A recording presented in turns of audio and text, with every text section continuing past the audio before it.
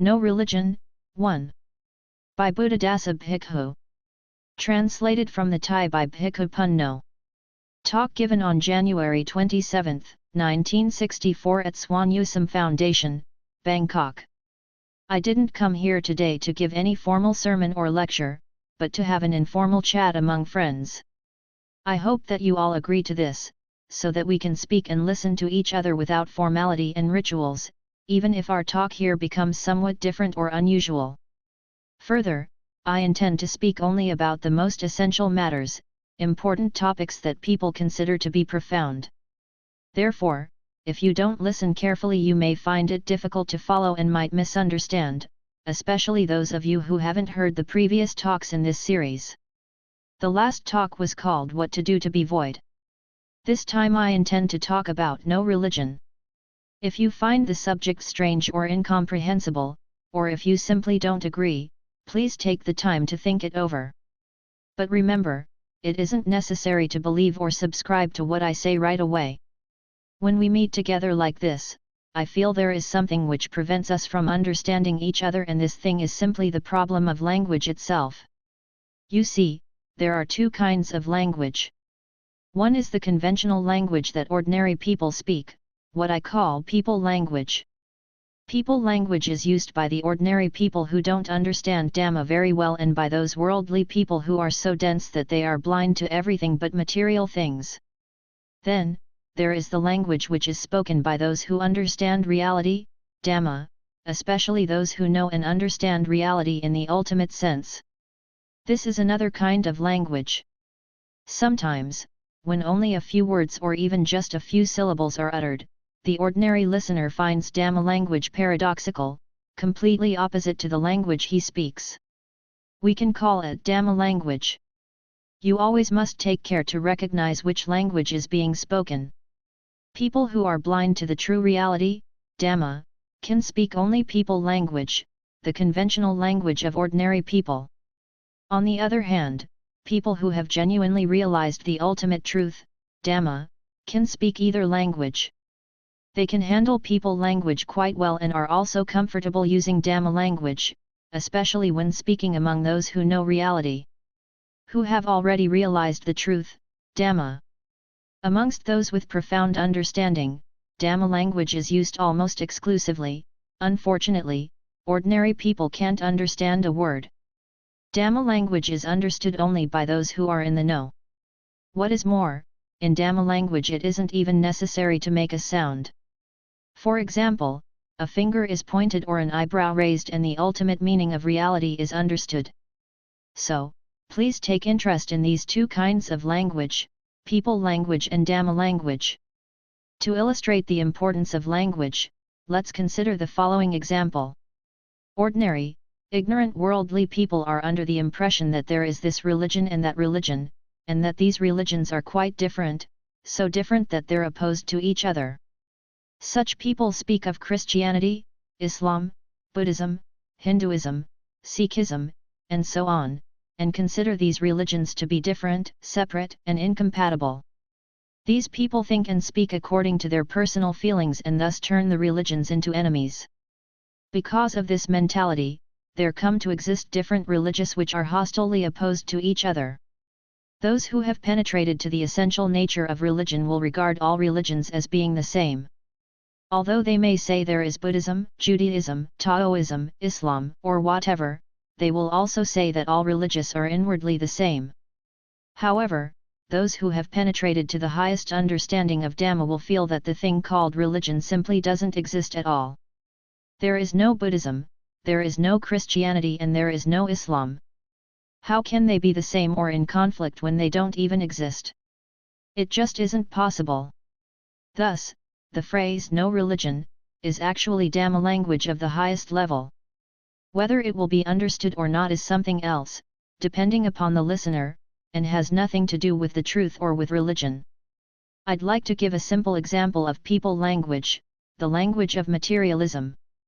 Water will suffice. People who don't know much about even the simplest things think that there are many different kinds of water.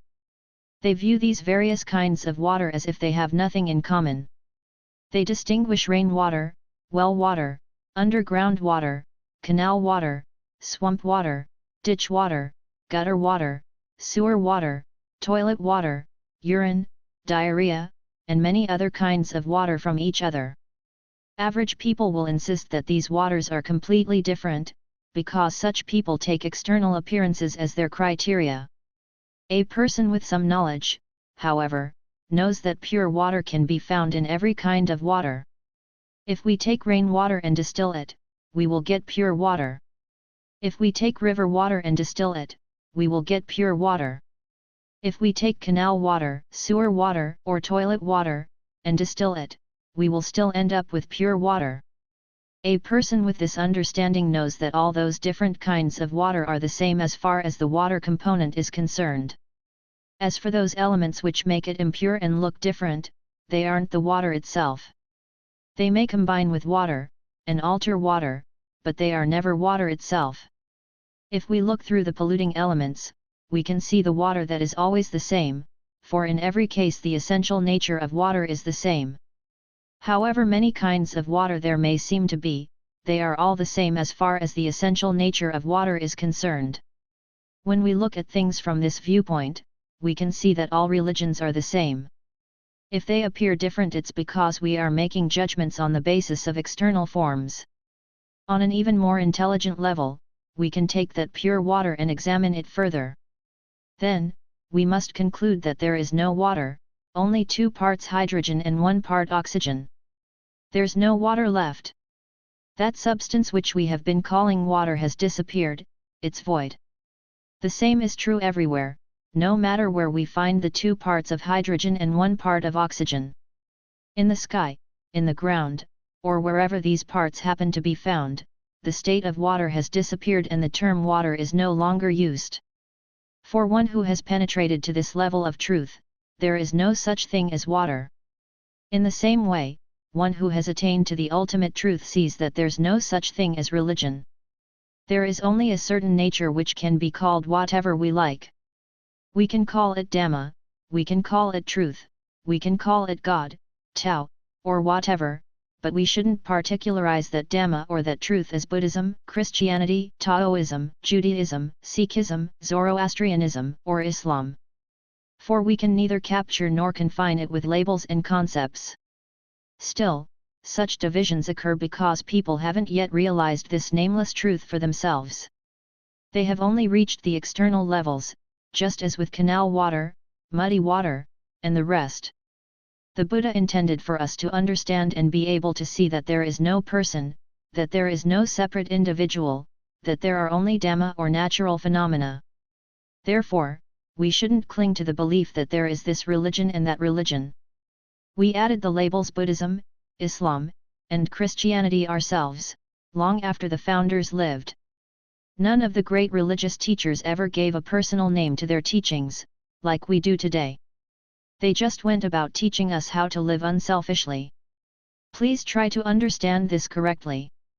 When the final level is reached, when the ultimate truth is realized, not even man exists. There is only nature, only Dhamma. This reality can't be considered to be any particular thing, it can't be anything other than Dhamma. It can't be Thai, Chinese, Indian, Arab, or European. It can't be black, brown, yellow, red, or white. It can't be Eastern or Western, Southern or Northern. Nor can it be Buddhist, Christian, Islamic, or anything else. So please try to reach this Dhamma, for then you will have reached the heart of all religions and of all things, and finally come to the complete cessation of suffering. Although we call ourselves Buddhists and profess Buddhist principles, we haven't yet realized the truth of Buddhism, for we are acquainted with only a tiny aspect of our own Buddhism. Although we be monks, nuns, novices, lay devotees, or whatever, we are aware of only the bark, the outer covering which makes us think our religion is different from other religions. Because we have failed to understand and haven't yet realized our own truth, we look down upon other religions and praise only our own. We think of ourselves as a special group and of others as outsiders or foreigners. We believe that they are wrong and only we are right, that we are special and have a special calling, and that only we have the truth and the way to salvation. We have many of these blind beliefs. Such ideas and beliefs show that we are still ignorant, very foolish indeed, just like little babies who know only their own bellies. Tell a small child to take a bath and to wash with soap to get all the dirt off, the little child will scrub only her belly. She doesn't know to wash all over. She will never think of washing behind her ears or between her toes or anywhere like that.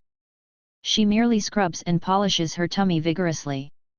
In this same way as the child, most of the adherents of Buddhism know only a few things, such as how to take and how to get. Even while doing good, supporting the temples and monks, and observing the precepts, their only objective is to get something, they even want to get more in return than they gave.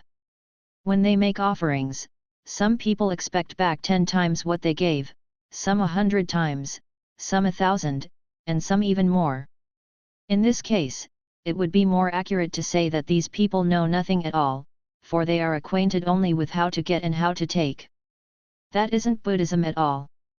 It's the religion of getting and taking. If ever they can't get or can't take something, they are frustrated and they suffer. Real Buddhism is to know how to get without getting and take without taking so that there is no frustration and no suffering at all. This must be spoken about very often in order to acquaint everyone with the heart of Buddhism, which is non-attachment. Buddhism is about not trying to seize or grasp anything, to not cling or attach to anything, not even to the religion itself, until finally we realize that there is no Buddhism after all. That means, if we speak directly, that there is no Buddha, no Dhamma, and no Sangha. The Buddha, Dhamma, and Sangha, or community, are the beloved triple gem which most Buddhists cherish as the basis of their faith. However, if we speak in this way, nobody will understand, they will be shocked and frightened. Those who do understand, see that the Buddha, the Dhamma, and the Sangha are the same thing, that is, just Dhamma or just nature itself. The compulsion to seize and hang on to things as persons and individuals, as this and that, doesn't exist in them. Everything is non-personal, that is Dhamma or nature in its pure state or whatever we wish to call it. But we dare not think like this. We are afraid to think that there is no religion, that there is no Buddha, Dhamma, or Sangha. Even if people were taught or forced to think in this way, they still wouldn't be able to understand. In fact, they would have a totally distorted understanding of what they thought and would react in the opposite way to what was intended. For this reason, after the passing away of the Buddha, there appeared many new systems of religious practice. The teachings were reorganized into descending levels, with lower, more accessible aspects, so that even if someone wished to make offerings in order to gain heavy benefits in return, equal to dozens, hundreds, or thousands of times their merits, it could be done. This was a preliminary arrangement so that the rewards for good deeds would be a bait to attract people and keep them from going astray. As a starting point, people were encouraged to hang on to the good and its rewards as much as possible. If they continued to do so, they would eventually discover that it was unnecessary to cling, or be attached to goodness. They would come to see that any such attachment is unsatisfying and painful. Thus, they would gradually disentangle themselves from the habit of attachment. This is how Dhamma leads through successively higher levels and is why the practice of Dhamma in its earliest stage is based on gaining merit to let people get something they really like at the start. The next step on the path of Dhamma is to voluntarily choose to live a plain and simple life, a pure life, in which one isn't led astray or intoxicated by anything. On this level, there is still a sense of the I who is enjoying this mode of happiness, but it's a better, more developed I. The next highest level of Dhamma is to not let any traces of the I remain at all. It's finished. The mind no longer has the feeling of being I, of being a self, and there is no way that suffering or dissatisfaction can happen, since there is no I to suffer. Suffering can't occur because this egolessness is the highest possible happiness, if we speak in people language. If we speak in Dhamma language, however, there is nothing to say. There is nothing to get, nothing to have, nothing to be, no happiness, no suffering, nothing at all. We call this voidness. Everything still exists, but it's free and void of any feeling of being I or mine. For this reason we say voidness. To see that everything is void is to see things as being neither an aspect of oneself nor in any way possessed by oneself. The words void and voidness in the common language of ignorant people mean that nothing exists, but in the language of the Buddha, the awakened one, the words void and voidness mean everything exists, but without attachment to any of it in terms of I or mine. That there isn't clinging or attachment to things as being I and mine is voidness of I and voidness of mine. When the words void and voidness are used in this way, it's the voidness of Dhamma language. To use void in the sense that nothing actually exists is the language of worldly people who are trapped in their senses. Is the language of materialism, is the language of householders who know nothing but their homes. Here, voidness has given us another example of the difference between people language and Dhamma language. We should always keep in mind this truth about language and discriminate whether the words we hear, read, and use are people language or Dhamma language. For example, the Buddha said, "Kill your father and kill your mother, then you shall attain nibbana. Kill your father and mother, be an ungrateful child, then you shall attain nibbana." The Buddha didn't mean that we should take this literally and kill our flesh and blood parents. Instead, he meant that ignorance is a kind of father and craving is a kind of mother. The two give birth to ego consciousness and subsequently all forms of selfishness and sin. There's no reason in feel any gratitude toward them, destroy them immediately and nibbana is realized. To speak in this fashion is to use the Dhamma language which the ordinary person is unable to understand. He must study and inquire, think and reflect, until finally he understands. But the noble ones, those who have realized Dhamma already, will understand immediately, though only a few words are spoken and without any explanation or advice. Just one word is enough for them to understand, without further explanation, because they know Dhamma language thoroughly. The words birth and death require the same discrimination regarding language. In people language, the word birth means to be born from a mother's womb. In Dhamma language, however, the word birth means some form of attachment is born. This kind of birth happens every time we allow the arising of a thought or feeling which involves grasping and clinging to something as I or mine, such as, I am, I have, I think, and I do. This is the birth of the I or the ego. For example, think like a criminal and one is instantly born as a criminal. A few moments later those thoughts disappear, one thinks like a normal human being again and is born as a human being once more. If a few moments later one has foolish thoughts, right then one is born as a fool. If one then thinks in an increasingly foolish and dull manner, one will be born as an animal immediately. Whenever an attachment is felt intensely, when it burns inside one with the heat of fire, one is born as a demon in hell. Whenever one is so hungry and thirsty that one could never be satiated, one is born as an insatiably hungry ghost. When one is overly cautious and timid without reason, one is born a cowardly titan. Thus, in a single day one can be born any number of times in many different forms, since a birth takes place each and every time there arises any form of attachment to the idea of being something. Each conception of I am, I was, or I will is simultaneously a birth. This is the meaning of birth in Dhamma language. Therefore, whenever one encounters the word birth, one must be very careful to understand its meaning in each particular context. Birth is suffering. These words mean that the egoistic kind of birth described above is always painful and ugly. That is to say, if we allow I to be born in any manner, suffering occurs immediately. If we live simply and directly in the awareness of not being I, it's like remaining unborn and never experiencing suffering. Although physical birth has happened long ago, there is no further spiritual birth of the egoistic I. On the other hand, whenever an egoistic thought or feeling arises, there is suffering at once and the suffering always fits the particular kind of I that is being born. If I is human, it suffers like a human. If I is an angel, it suffers angelically. If I is demonic, it suffers hellishly. The manner of the grasping and clinging can change repeatedly, even being born as beast, hungry ghosts, and cowardly titans. In one day, there may be many dozens of births, and every one of them is unsatisfactory, frustrating, and painful. To destroy this kind of birth is nibbana. 2 animals, demons, hungry ghosts, Peta, and cowardly titans, Asura, are the inhabitants of the lower realms in traditional Buddhist cosmology. Concerning death, there's no need to speak about what happens after the people language version. Why talk about what happens once we're in the coffin? Instead, please deal with this most urgent issue of ego birth.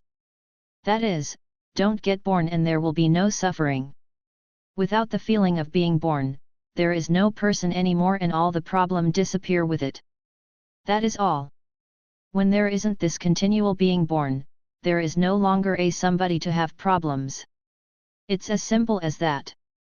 The time remaining in life is no longer an issue once we know how to experience the fact that this I will never be born again. This can be called non-birth. You may call it death if you prefer. So you see, between people language and Dhamma language the words birth and death have opposite meanings. The same situation exists in the scriptures of other religions, especially those of Christianity. As a result, the Christians don't understand their own Bible, just as we Buddhists don't understand the Tipitaka, Buddhist scriptures. Thus, whenever members of the two meet, they end up arguing until they are blue in the face. The quarrels are simply unbelievable, they fight to the end. Therefore, let us develop some understanding concerning this matter of people language and Dhamma language. We have discussed the word birth in a Buddhist context, now let us consider a word from the Christian scriptures, such as life. Matthew says that Jesus Christ surrendered his life as a ransom for many, Matt 20:28. Elsewhere, Jesus said, if you would enter life, keep the commandments, Matt 19:17. These two statements show that the word life has more than one meaning. In the first statement, life is used in its people language sense. Jesus allowed them to kill the life of his body, which is the ordinary meaning of life. Life in the second passage is the same word life, but it now refers to a life that can never be killed. It's a life which will never know death. By this we see that even the simple word life can have two very different meanings. The word die provides another example. In people language, to die means that the bodily functions have stopped, which is the kind of death we can see with our eyes. However, die in the language used by God has quite a different meaning, such as when he spoke to Adam and Eve in the Garden of Eden telling them not to eat the fruit of a certain tree. For in the day that you eat of it you shall die, General 2:17. Eventually, Adam and Eve ate that fruit, but we know that they didn't die in the ordinary sense, the kind that puts people into coffins. That is, their bodies didn't die. Instead, they died in another way, in the Dhamma language sense, which is a spiritual death much more cruel than being buried in a coffin. This fate worse than death was the appearance of enormous sin in their minds. That is, they began to think in dualistic terms, good and evil, male and female, naked and clothed, husband and wife, and so on. The pairs of opposites proliferated, making the pain very heavy, so much so that their minds were flooded by a suffering so severe that it's impossible to describe. All this has been passed down through the years and inherited by everyone living in the present era. The consequences have been so disastrous that the Christians give the same original sin to the first appearance of dualistic thinking. Original sin first happened with that primordial couple and then was passed on to all their descendants down to this very day. This is what God meant by the word death. Whenever we partake of this fruit of dualism, from the tree of the knowledge of good and evil, we must die right then and there. This is the meaning of death in Christian language. Death has the same meaning in the language of the Buddha. Why is this so? Because both religions are pointing to the same truth concerning attachment and dualism. Whenever dualistic thoughts arise, there is bound to be suffering, which is death. Death means the end of everything good, the end of happiness, the end of peace, the end of everything worthwhile. This is the meaning of death in Dhamma language. Most of us die this way many times each day. It's called death because it makes the heart heavy. It always creates a feeling of frustration and depression to some degree, not to mention worry, restlessness, and anxiety. The more intelligent and clever a person is, the more often one dies and the more profound the deaths. The clever person's deaths are much more special and creative than those of an ignorant person.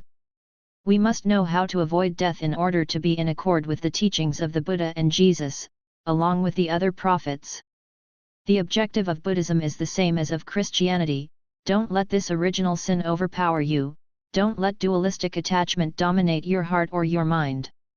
Refuse to let it dominate the mind ever again. We must always be aware of the true nature of Dhamma, that in reality there is no duality of any sort. No gain, no loss, no happiness, no suffering, no good, no evil, no merit, no sin, no male, no female. There is absolutely nothing at all that can be separated and polarized into opposites. Rather than buy into them, we ought to transcend. The dualistic pairs are the basis of all attachment, so don't fall for their tricks. Don't attach to any of them. Try to understand that these things can never be seized and held onto because they are impermanent, lack any real substance, and are not self. Try to go about your business with a mind that is unattached. Work with a mind that clings to nothing and is free from all forms of attachment. This is called working with a void mind. We should perform every kind of task with a void mind, no matter whether it's at the office or at home. Even rest and recreation should be done with a void mind, a mind that always remains unattached and free because it's above all dualities. If we work with a busy mind, a mind that is restless and always grasping and clinging to one thing or idea after another, a mind that is overburdened with attachments, then there is suffering and we must inevitably be born in a lowly state. The lower realms spoken of by traditional Buddhists happen right then and there. Birth as a demon in hell, as a beast, as a hungry ghost, or as a cowardly titan takes place at that very moment.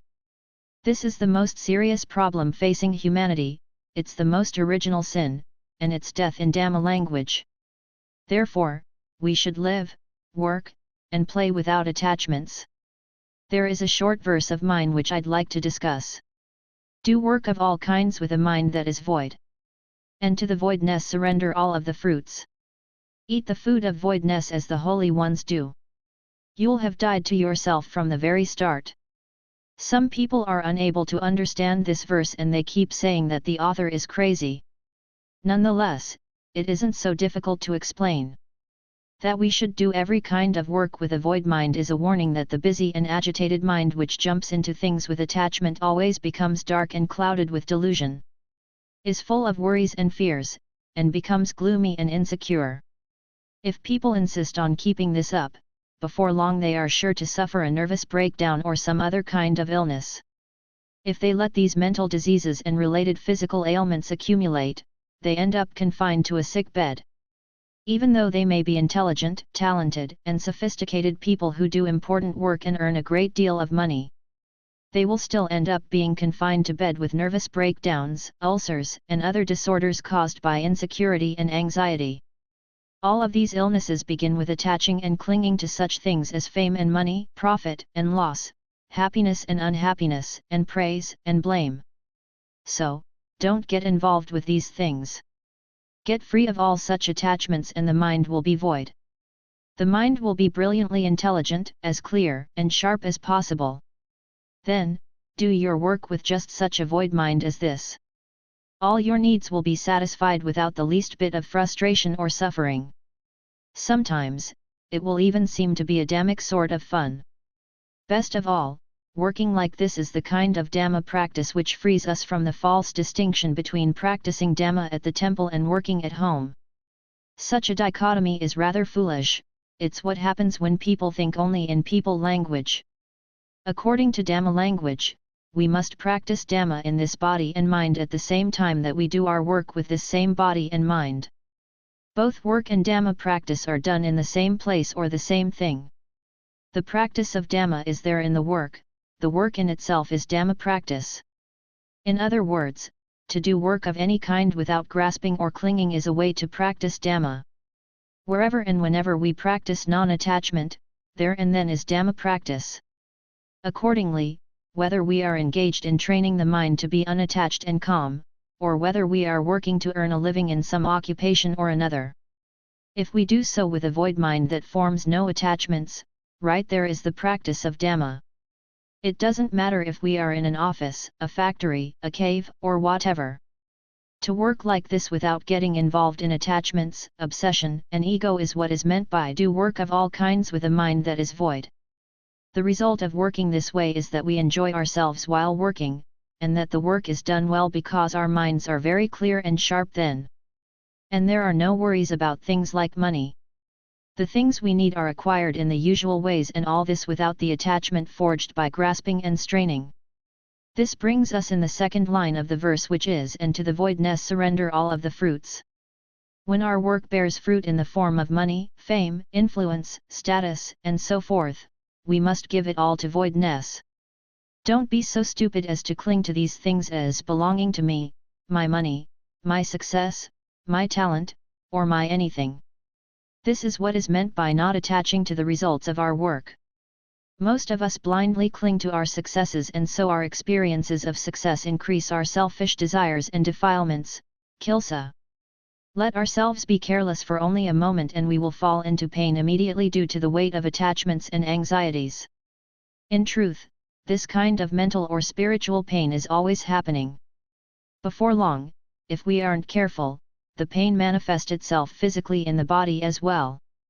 Some people have nervous breakdowns or go insane, while others develop one of the numerous varieties of neuroses so prevalent in the world today, even though they may be famous, knowledgeable, and wealthy.